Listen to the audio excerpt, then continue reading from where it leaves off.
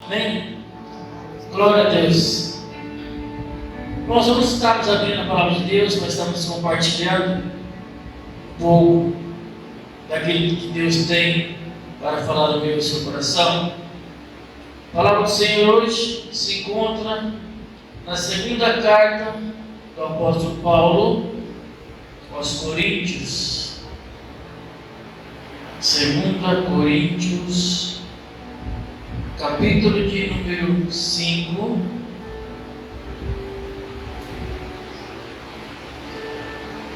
versículo de número 17. Segunda carta do apóstolo Paulo aos Coríntios, capítulo de número 5, versículo de número 17. Na medida que você achar a palavra de Deus, se coloca de pé para nós estarmos fazendo a leitura da palavra de Deus. Todos acharam? Segunda carta do apóstolo Paulo aos Coríntios, capítulo de número 5, versículo de número 17. Diz assim a palavra do Senhor: assim que, se alguém está em Cristo, nova criatura é. As coisas velhas já passaram, eis que tudo se fez novo. Amém? A gente pode se sentar. O tema para essa mensagem, para a minha vida e para a sua vida é remover. Nós estarei hoje falando um pouco a respeito de remover. Nós cantamos aqui hoje que nós queremos vivermos algo novo. Para viver o novo, nós temos que desfazermos do velho. Na medida da mensagem, você irá entender daquilo que eu estou falando. Ele está falando então um pouco a respeito de remover. E remover ou remoção é o mesmo que fazer desaparecer. É colocarmos algo fora do nosso caminho. É afastar-se ou transportar-se algo ou alguém. Remover também pode ser transferido de um ponto para o outro. Enfim, então nós já aprendemos um pouco a respeito do que é remover, do que é remoção, do que é ser removido. Remover é tirar algo de nossa vida. E muitas vezes para tirar algo da nossa vida, muitas vezes é desafiador. Muitas vezes vai envolver entrega. Muitas vezes vai envolver uma renúncia. Muitas vezes vai envolver um comprometimento da nossa parte. A palavra do Senhor diz aí no Evangelho, qual escreveu Lucas, no capítulo de número 9, no versículo de número 23, que aquele que quiser ir até Jesus tem que negar a si mesmo, tem que tomar a sua cruz e segui-lo. Então não adianta nós queremos vivermos coisas novas se as coisas velhas ainda estão dentro de nós. Nós vemos aqui que se alguém está em Cristo, nova criatura é. As coisas velhas se passaram e tudo se fez novo. Por quê? Porque o Evangelho é o único caminho que faz nova todas as coisas na nossa vida. O Evangelho é o único caminho que transforma. O Evangelho é o único caminho que cura. O Evangelho é o único caminho que renova nossas vidas. E para vivermos o novo, nós precisamos praticarmos o novo. Precisamos praticarmos daquilo que é novo, daquilo que o Evangelho nos ensina. E nós devemos então esquecermos das coisas velhas, das velhas manias, dos velhos jeitos, da velha maneira de viver. É se esquecermos das coisas antigas para podermos vivermos aquilo que é novo nas nossas vidas. Hoje em dia, muitas pessoas que já sofreram no passado, hoje têm medo de investir novamente, medo de investir em um novo relacionamento, medo de investir em um novo emprego, medo de investir no ministério. Enfim, aquele que está em Cristo é nova criatura. As coisas velhas se passaram e tudo se fez novo. A vida continua. Temos que vivermos o novo de Deus. Devemos estarmos prontos para viver aquilo que Deus tem preparado para a minha vida e para a sua vida, aquilo que Deus tem preparado para a vida da sua igreja.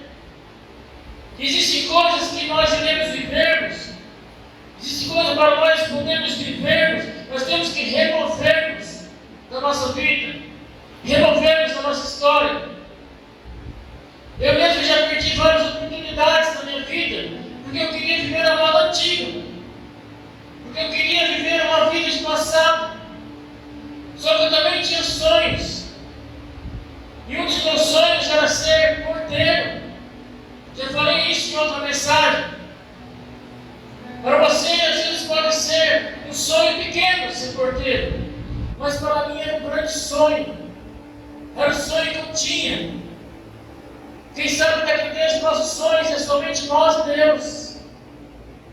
Talvez nossos sonhos perante as pessoas podem parecer pequenos, mas quando nós realizamos aquilo que sonhamos, a alegria é muito grande por podermos realizarmos aquilo que nós sonhamos. Nunca deixe de buscar os seus sonhos em Deus, porque existem sonhos em nossa vida que só Deus pode realizar na minha vida e na sua vida. Amém? E eu bati em várias portas, entregava vários currículos, e a resposta que as pessoas davam era sempre as mesmas. Ou eu não tinha altura para ser porteiro, ou eu não tinha estudo. E na verdade, o que eu não tinha era Deus na minha vida. Vivia uma vida que eu queria, fazia o que eu queria, vivia da maneira que eu queria, e não fazia aquilo que eu deveria fazer. E as portas cada vez mais foram se fechando, as portas cada vez mais foram apertando, e aquela situação cada vez mais iria entristecendo a minha vida. Por quê? Porque eu queria viver o velho. Eu não queria deixar de viver o velho para viver o novo. Só que para mim viver o novo de Deus, para mim viver os projetos de Deus, para mim viver o novo na minha vida, eu tinha que sacrificar as coisas velhas. Eu tinha que mudar a minha história. Eu tinha que fazer algo para mudar a minha vida, para que eu pudesse viver o novo. Tem coisas que, para nós vivermos o novo, nós temos que sacrificarmos o velho. Repete para as pessoas que estão do seu lado. Tem coisas que, para vivermos o novo, nós temos que sacrificarmos as coisas velhas. E minha esposa então me motivou, e eu voltei então a estudar. E aqui eu quero dizer algo para você. Procure e valorize pessoas que querem o seu sucesso e não o seu fracasso. Eu entrei na escola então e me consertei com Deus, e logo em seguida eu arrumei um serviço de porteiro, realizei o sonho que eu queria viver. E eu fiquei desfrutando dos meus sonhos por 12 anos. E só saí de lá com muita oração para poder fazer a vontade de Deus. Então, muitas vezes, para nós vivermos o novo, a vida ou Deus irá exigir alguns sacrifícios da minha vida e da sua vida.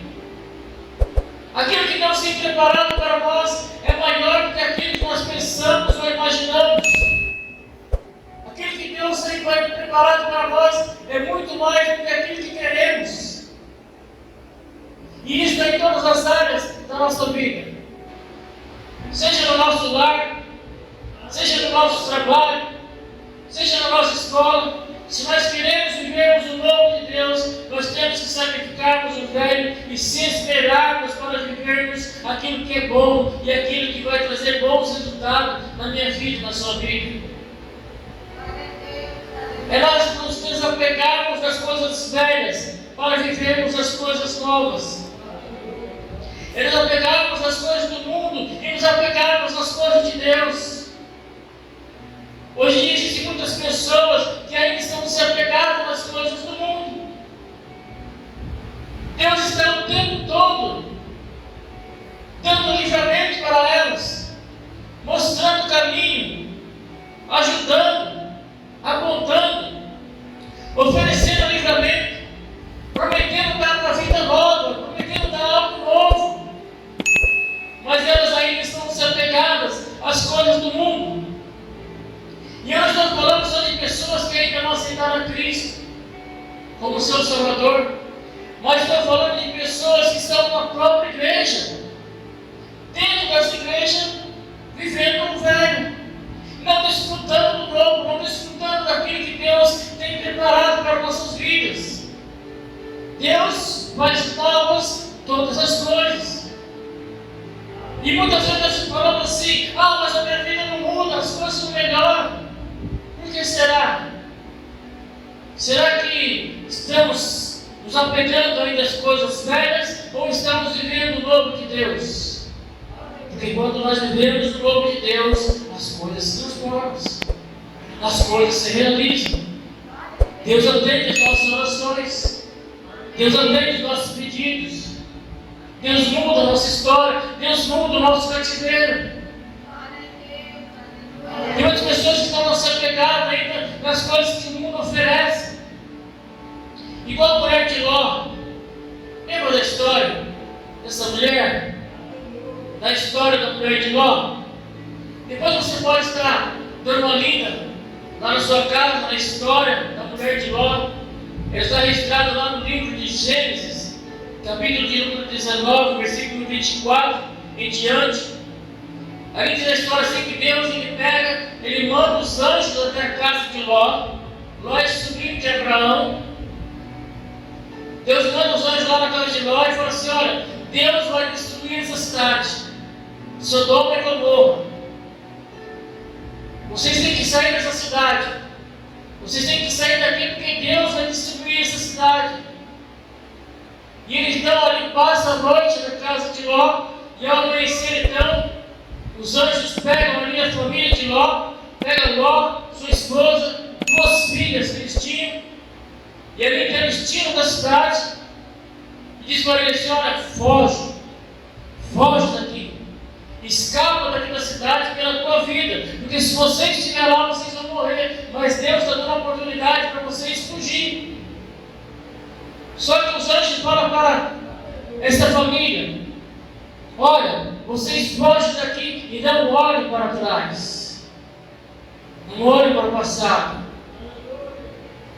E eles então começam a fugir daquela cidade. E quando eles começam a fugir, então Deus começa a mandar fogo do céu, fogo e enxofre. A cidade então começa a incendiar, começa a pegar fogo. E de repente então a mulher de Ló olha para trás, coisas que não era para fazer. E quando ela olha para trás, ela se transforma numa estátua de sal. Ou seja, Deus estava dando livramento para aquela família. Deus deu recomendação para aquela família: olha, faça isso, atende o que eu estou dizendo, ouve o que eu estou falando. Mas muitas vezes nós não ouvimos aquilo que Deus fala no nosso coração, e muitas vezes queremos retroceder, muitas vezes queremos olharmos para trás, muitas vezes queremos olharmos o nosso passado. A mulher de Ló estava pegada nas coisas do passado, e isso fez com que ela perdesse o livramento de Deus na sua vida. Ela estava pegada naquilo que estava ficando para trás. Hoje em dia existem muitas pessoas que estão engessadas, paradas, porque continuam olhando para trás. Deus está mostrando o futuro, Deus está mostrando o caminho, Deus está mostrando o norte, mas ela continua olhando para trás. Não quer seguir, não quer prosseguir, quer ficar prostrada, olhando para o que ela irá deixar para trás. Eis que tudo se fez novo para aqueles que estão em Cristo Jesus. Deus tem dado novas coisas para nós. Vamos viver o novo de Deus. Vamos viver aquilo que Deus tem preparado para a nossa vida, para a vida da sua igreja. Deus está todo mundo falando, olha para frente. Segue rumo à salvação que está em Cristo Jesus. Não olhe para trás. Deus não tem prazer na vida daqueles que retrocedem, mas daqueles que prosseguem para o alvo. Para aquele que prossegue seguindo a Jesus. Para aquele que prossegue seguindo para a salvação, independente das lutas, independente das batalhas, independente daquilo que estamos passando. O nosso olhar tem que ser sempre para frente. O nosso olhar sempre tem que ser para o alto.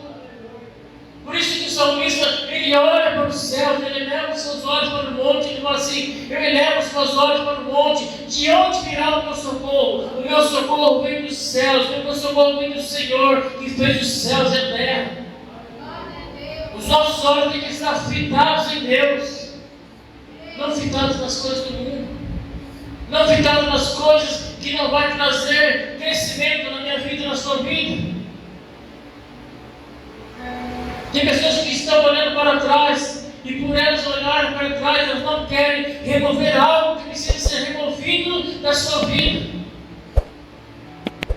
Quem olha para trás, deixa de olhar para frente. Quem olha para o passado, deixa de olhar para o presente, para aquilo que Deus está fazendo, para aquilo que Deus faz e para aquilo que Deus irá fazer ainda nas nossas vidas. Tem pessoas que preferem perder aquilo que não precisa perder, porque não querem retirar de sua vida aquilo que é necessário. Tem pessoas que não dão o braço a torcer. Tem pessoas que falam assim, eu não perdo. Eu prefiro perder do que tirar. Eu prefiro perder do que remover. Tem pessoas que não querem retirar de dentro de si a ira. Tem pessoas que não querem retirar de dentro de si a mágoa, o rancor, o ódio, a tristeza de sua vida. E com isso vai se perdendo o casamento. Com isso vai se perdendo amizades. Com isso vai perdendo amizades e oportunidades que a vida nos proporciona. Tem pessoas que não querem sair do lugar onde eles estão e ir para o lugar onde Deus quer levar. Deus quer levar nós para um caminho e muitas vezes nós queremos ir para o outro. Não queremos muitas vezes seguir aquilo que Deus fala, as orientações de Deus para a nossa vida. Lembra da história de Jonas? O fujão de Deus. Muitas vezes nós fugimos do propósito de Deus. Muitas vezes fugimos da vontade de Deus. Deus queria levar Jonas para Nínive. Jonas então resolve ir para Tarsis. Jonas vai ali e compra a sua própria passagem. E ele decide então fugir da vontade de Deus, ou tentar fugir da vontade de Deus. Ou seja, existem pessoas que preferem pagar o preço do que servir e fazer a vontade de Deus. Ir para Nínive era fazer a vontade de Deus.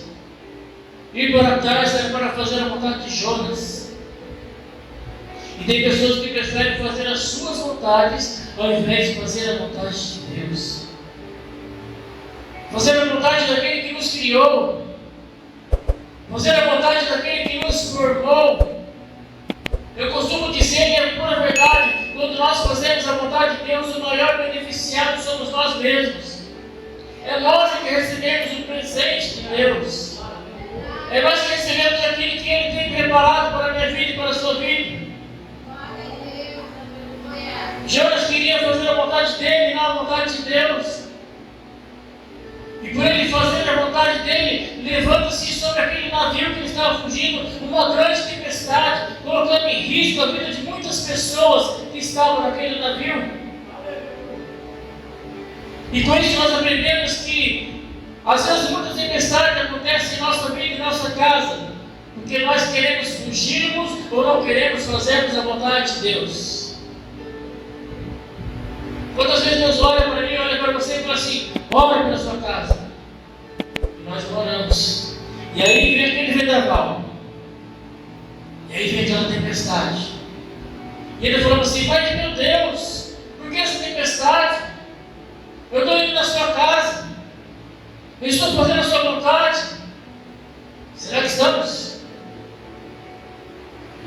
Se estamos fazendo a vontade de Deus, por que nós estamos orando pela nossa casa?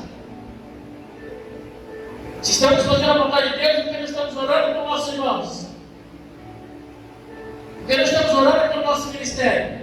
E a tempestade está aí. Se nós estamos fazendo a vontade de Deus, por que nós estamos orando pela conversão da nossa família, dos nossos familiares? E a tempestade está surgindo. E a tempestade está ficando cada vez pior.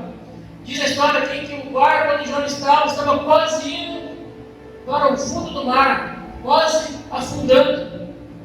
O capitão ele pega então todas as bagagens e começa a lançar fora do navio, para que o navio fosse ficar mais leve, para que ele pudesse ser jogado e varrido pelas ondas. E às vezes nós queremos, muitas vezes, jogarmos aquilo que não é necessário jogar, para não remover aquilo que está em nosso coração, para não remover também aquilo que está em nossa vida. E ali nós fugimos à vontade de Deus. Jonas então ele vai e reconhece que toda aquela tempestade era por causa dele. E sabe o que ele fez? Ele pediu para os marinheiros então daquele navio lançarem no mar. E isso nos mostra que Jonas ele preferiu morrer do que fazer a vontade de Deus. E não é diferente do dia de hoje, meus irmãos. Hoje tem muitas pessoas mortas espiritualmente, ou preferindo morrer do que fazer a vontade de Deus.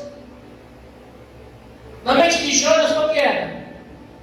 Os marinheiros me pegam, me lançam no mar, eu ali eu morro e não cumpro a vontade de Deus. Os marinheiros então pegam Jonas, lançam ele no mar. E de repente então vem um grande peixe e engole Jonas e leva Jonas mais para o fundo do mar. Tem pessoas que cada vez mais estão se afundando, mas muitas vezes preferem fugir do propósito de Deus. Não quer remover algo, não quer deixar algo para fazer a vontade do Mestre. E Jonas então lá no ventre do peixe ele passa então 3 dias. 3 dias para refletir. E de lá então ele reconhece que é melhor se render a Deus do que se render às suas vontades. Tem hora que eu e você nós temos que reconhecermos que é melhor nós se rendermos a Deus do que se rendermos à nossa vontade. As nossas vontades não vão nos dar salvação. As nossas vontades não vão nos dar cura. As nossas vontades não vão dar renovo para as nossas vidas. As nossas vontades não vão mudar a nossa história. Porque quem muda é Deus, quem renova é Deus, quem transforma é Deus, quem faz é Deus. Ele que faz nova todas as coisas na minha vida e na sua vida. Por isso que a palavra diz assim que se alguém está em Cristo, ele é uma nova criatura. As coisas velhas se passaram e tudo se fez novo. Porque é Deus que faz novo todas as coisas nas nossas vidas. A Bíblia diz que nós devemos conhecermos a verdade. Quem é a verdade? Em Cristo. E a verdade, ela nos ajudará a vencer. Conhecereis a verdade e as verdades nos libertará. Nós só seremos libertos através da verdade, que é Cristo Jesus, que transforma e faz nova todas as coisas da nossa vida. Jonas, então, depois de passar 3 dias no ventre do peixe, ele vai ali, ele reconhece que sem Deus ele nada é, que sem Deus ele não pode fazer nada. E então ele clama a Deus de dentro da barriga do peixe. Deus então pega Jonas e lança Jonas na cidade de Nínive. Jonas agora não vai fazer mais a vontade dele, agora ele vai fazer a vontade de Deus. E quando ele faz a vontade de Deus, 120 mil almas se convertem ao Senhor. Quando nós fazemos as coisas para Deus, e quando nós fazemos as coisas que Deus manda e ordena, as coisas prosperam. As coisas acontecem. As coisas mudam. Porque não está mais no nosso controle, sim no controle de Deus. E Ele tem o controle de todas as coisas.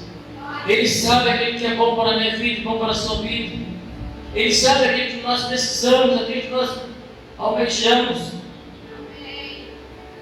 Ele sabe daquilo que nós precisamos. Ele sabe que nós precisamos de comermos, de vestirmos, de bebermos. Que Ele é um Deus que provê todas as coisas. Mas para nós vivermos, muitas vezes, a provisão de Deus tem que ser removido algumas coisas da nossa vida, da nossa história. O que precisa ser removido da minha vida e da sua vida? O que precisa ser removido da minha história, da sua história, para nós vivermos o novo de Deus? Para vivermos aquilo que Deus tem preparado para a minha vida e para a sua vida?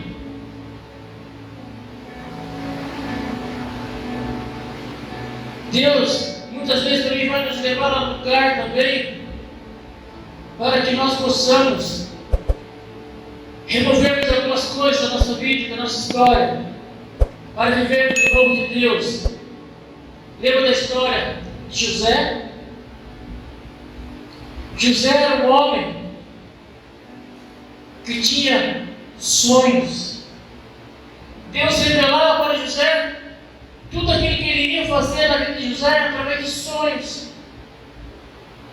E José, então, por ter sonhos, por acreditar nas promessas de Deus, ele começa então a compartilhar dos seus sonhos com os seus irmãos, com as suas famílias. E a sua família então começa ali a ter inveja da vida de José. Como que um dos filhos mais novo vai ser aquele que irá ter domínio sobre a nossa casa, sobre a nossa vida? A história da vida de José começou por cerca de 16 para 17 anos. Como que um adolescente, um jovem, um rapaz que está se formando um homem agora, vai ter domínio sobre nós, que já somos pessoas maduras? E ali então eles começam a ter inveja de José. E ali então eles bolam o plano. E eles falam assim: nós temos que acabar com o sonho desse menino. Nós temos que acabar com a história de que ele vai governar a nossa vida, a nossa família. E eles pegam então, tentam afastar José das promessas de Deus. E eles vão então ver de José para o Egito. José ele começa a viver como um escravo. Mas a Bíblia relata assim que Deus era na vida de José. E tudo aquilo que José fazia prosperava em suas mãos. Quando Deus é na minha vida e na sua vida, irmãos, quando nós fazemos aquilo que é da vontade de Deus, as coisas de Deus começam a prosperar nas nossas mãos. Deus tem algo novo para fazer nas nossas vidas, irmãos. Mas nós temos que continuarmos sendo justos. Temos que continuarmos sendo ali obedientes a Deus. Remover as coisas da nossa vida, aquilo que nos desagrada a Deus, que desagrada a Deus. Tirar aquilo que muitas vezes impede eu e você de receber aquilo que Deus tem para a minha vida e para a sua vida. Então Deus pega e faz de José um homem vendido como escravo. E Deus pega esse homem então e transforma ele no governador do Egito. O segundo homem mais poderoso do Egito.